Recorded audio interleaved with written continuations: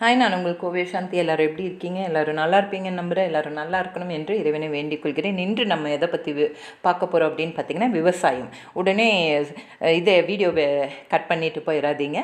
ஒரு அழகான, இன்னும் வாய் பேச ஆரம்பிக்காத ஒரு குழந்தை விவசாயத்தை பற்றி நமக்கு அழகான ஒரு வீடியோவாக சொல்ல போகுது.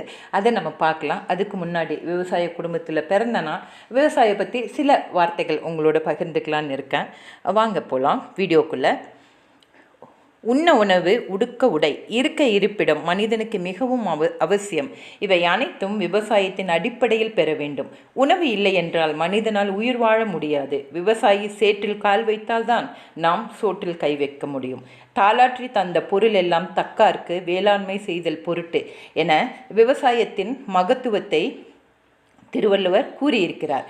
அதற்குண்டான விளக்கம், முயன்று சம்பாதித்த பொருள் எல்லாம் உழைக்க முடியாமல் பொருள் தேவைப்படுவோருக்கு உதவுவதற்கே அப்படிங்கிறது தான். சரி, இன்றைக்கி எப்படி விவசாயம் இருக்குது அப்படின்னு நம்ம எல்லாருக்குமே தெரியும் இல்லைங்களா? நாளுக்கு நாள், நொடிக்கு நொடி நம்ம பார்த்துட்ருக்கோம் விவசாய மக்கள் என்ன கஷ்டப்படுறாங்க, விவசாயம் எந்த நிலைமையில் இருக்குது, மனிதர்களாலும் இயற்கையாலும் விவசாயம் எந்த அளவுக்கு பாதிக்கப்படுகிறது என்பதை நம்ம பார்த்து கொண்டு தான் இருக்கிறோம். இப்போ தாங்க விவசாயிகளுக்கு ஒரு சில வருடங்களுக்கு பிறகு அவங்க போராடிய போராட்டத்துக்கு ஒரு வெற்றி கிடைத்திருக்கிறது. அந்த வெற்றியை நாம் கொண்டாடும் வகையில் தான் இந்த வீடியோவை நான் போட்டிருக்கிறேன். விவசாயம் அழிவுப்பாதையை நோக்கி சென்று கொண்டிருக்கு. இதற்கு காரணம் மனிதர்கள், இயற்கை. மனிதனின் உயிர் மூச்சாக இருந்தது விவசாயம். விவசாயத்தோடு பின்னி பிணைந்து வாழ்ந்து வந்தவர்கள் நம் தலைமுறையினர். 50-60 ஆண்டுகளில் வாழ்ந்த மக்கள் தங்கள் பிள்ளைகளுக்கு அரசாங்க வேலை கிடைத்தாலும் போகக்கூடாது என்று சொல்லி, சாமி சண்டைக்காரனாக போனாலும் பூமி என்றுமே நம்மை கைவிடாது என்ற நம்பிக்கையில் வாழ்ந்தனர்.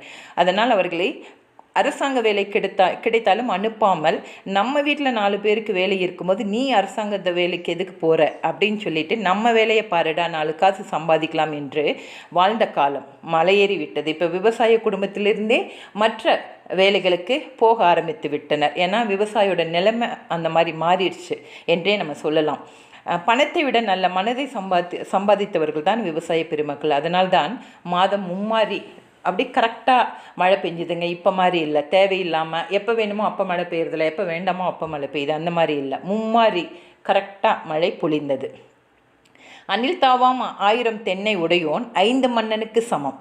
அது எப்படி என்று கேட்டால், 1000 தென்னை மரம் வைத்திருக்கும் ஒரு விவசாயியின் சொத்து 5 மன்னர்கள் வைத்திருக்கும் சொத்திற்கு சமமானது அப்படின்னு மீனிங் இல்லை. ஒரு தென்னைக்கும் மற்றொரு தென்னைக்கும் அணில் தாவ முடியாத அளவிற்கு இடைவெளி விட்டு நட வேண்டும் என்பதுதான் இதன் கருத்து. மேலும் நண்டு ஓட நெல் ஓடணும், நரிவோட கரும்பு நடனும், வண்டியோட வாழை நடனும், தேரோட தென்னை நடனும் என்பது அனுபவம் சார்ந்த விவசாயி சொன்னது தான்.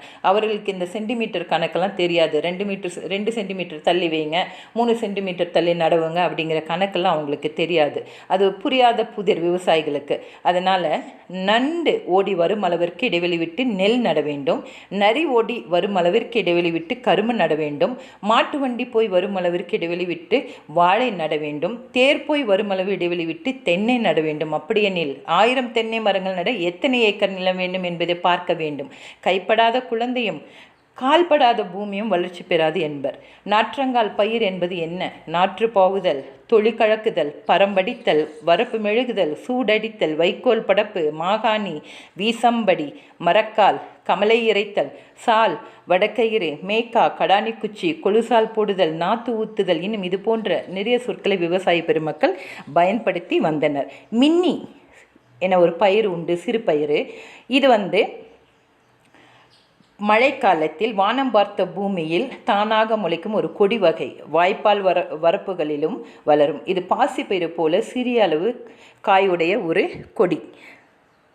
இது எறும்புகள் மழைக்காலத்தில் தன் புற்றுக்குள் சேமித்து வைக்கும். காய் நெற்றாகி தானாக வெடித்தும் சிதறும் இப்பயிரை எறும்புகள் எடுத்து சேமிக்கும். இந்த எறும்பு புற்றுக்குள் இருக்கும் இடத்தை வெட்டினால் அங்கே நிறைய மின்னி பயிர் இருக்கும். அதை அப்படியே மொத்தமாக அள்ளி கொண்டு வருவர். குறைந்தது கால்படியாவது இருக்கும். இப்பயிரை வறுத்து அரைத்து துவையல் செய்து அப்படியே சாப்பிடுவர். அப்படியேவும் சாப்பிடலாம்.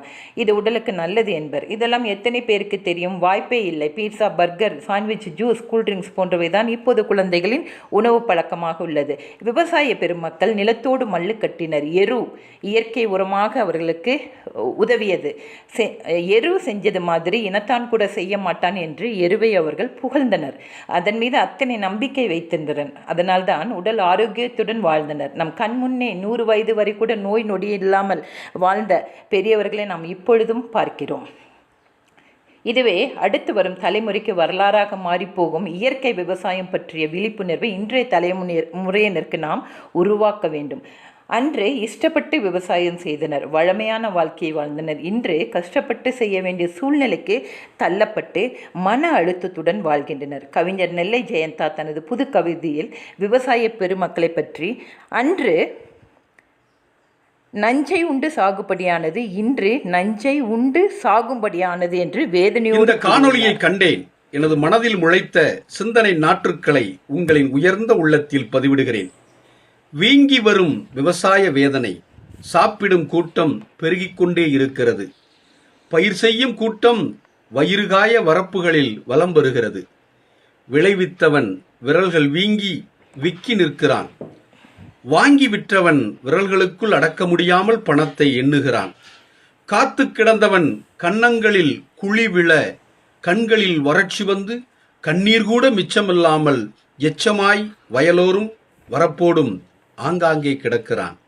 சாப்பிடும் கூட்டம் சமத்தாய் பல விவகாரங்கள் பேசி அறிவு ஜீவிகளாய் வலம் வந்து அடுத்து என்ன தின்னலாம் என மெனு கார்டை மெல்ல கண்களால் மேய, ஆடம்பர பொருட்கள் ஆங்காங்கே களைகளைப் போல் அங்கமெல்லாம் ஒட்டி கிடக்க, கைபேசியில் கரைந்து கிடக்கும் மனித கூட்டம் உள்ளத்தை எண்ணத்தை தவறாக எழுச்சி கொள்ளச் செய்யும் எத்தனையோ கருத்து திணிப்புகள் திறந்த பக்கமெல்லாம் தெளிவாக தெரித்து விழுந்து கொண்டிருக்கிறது. விவசாயம் ஒரு பக்கம் நடந்து கொண்டுதான் இருக்கிறது. இந்த இளம் சிறுவனை பாருங்கள். முளைக்கு முன்பே நாற்றங்காலில் தன் கலங்கமற்ற கால்களை பதித்து நாற்று முடிகளை தன் நம்பிக்கை விரல்களால் பற்றி அன்னையுடன் அழகான ஆரம்பம் காண்கின்றான். ஆகா, அந்த வயலுக்குள் தம்பி, நீ நடக்கும் நடைக்கு ஈடு இணை இந்த உலகில் எதுவும் இல்லையப்பா.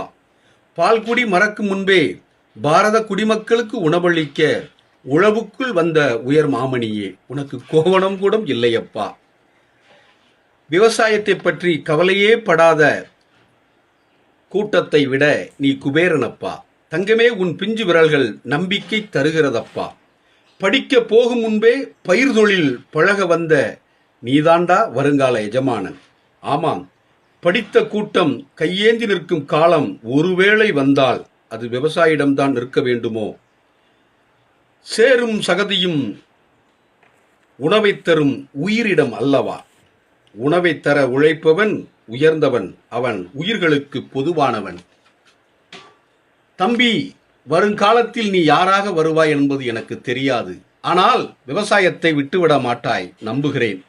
நானும் இதை கடைபிடிப்பேன். நண்பர்களே, சாப்பிடும் பொழுது ஒன்றை மட்டும் அனைவரும் அழுத்தமாக எண்ணிக்கொள்வோம். இறைவா, இந்த உணவு எனக்கு இப்பொழுது கிடைப்பதற்கு காரணமாக இருந்த அந்த விவசாயியும் அவர் குடும்பமும் இப்பொழுது பட்டினியாக மட்டும் இருந்துவிடக் கூடாது இறைவா என்று எண்ணி அந்த உணவில் கையை வைக்க வேண்டும். ஆம் நண்பர்களே, எவ்வளவுதான் கண்டம் விட்டு கண்டம், கிரகங்கள் விட்டு கிரகங்கள் ஏவுகணைகளை பறக்க விட்டாலும் அரிசியை நெட்டில் டவுன்லோடு செய்யவே முடியாது. விவசாயம் வாழ வேண்டும், வளர வேண்டும். சாப்பாடு வசதியுள்ளவர்களுக்கு கொடுத்தால் அது விருந்தாம், சாதாரணமானவர்களுக்கு கொடுத்தால் அன்னதானமாம். வார்த்தையில் கூட எவ்வளவு தெளிவாக இருக்கிறார்கள். ஆம், கடும் உழைப்பாளிகளே, கடினமாக மட்டும் உழைத்தால் முன்னேறவே முடியாது, கவனமாகவும் உழைக்க வேண்டும். வெங்காயம் விலை ஏறியதற்கு எவ்வளவு கூப்பாடு, ஊரோடு கண்ணீர் வடித்தனர். அது விலையில்லாமல் அழுகி சாலையில் கொட்டினானே விவசாயி, அப்பொழுதெல்லாம் எங்கேயா போனீர்கள் அறிவாளி கூட்டங்களே? ஞாபகத்தில் வைத்துக் கொள்ளுங்கள், விவசாயி அரிய வகை பாதுகாக்கப்பட வேண்டிய உயிரினமாக, போற்றப்பட வேண்டிய பொக்கிஷமாக உழவன் கணக்கு பார்த்தால் உலகு கூட மிஞ்சாது. இது பழமொழி. உழவன் கணக்கு பார்த்தான் என்றால் உலகத்து உயிர்கள் ஒன்று கூட மிஞ்சாது. இது புதுமொழி. உழவு தொழிலுக்கு வந்தனம் செய்வோம். ஏக்கர் கணக்கில் நிலம் வேண்டாங்க. நம்ம வீட்டுக்கு முன்னாடியோ பின்னாடியோ அட்டைப்பெட்டி அளவு நிலம் இருந்தால் போது நம்ம குழந்தைகளுக்கு இயற்கை விவசாயத்தை நம்ம கற்றுத்தரலாம். என்னங்க, நம்ம வீட்டிலேயே இயற்கை விவசாயத்தை நம்ம ஆரம்பித்து நம்ம குழந்தைகளுக்கு அதை பழக்குவோமா? விவசாயம் தொடரட்டும். நமது குழந்தைகளின் மூலமாக இயற்கை விவசாயமாக தொடரட்டும். நன்றி, வணக்கம்.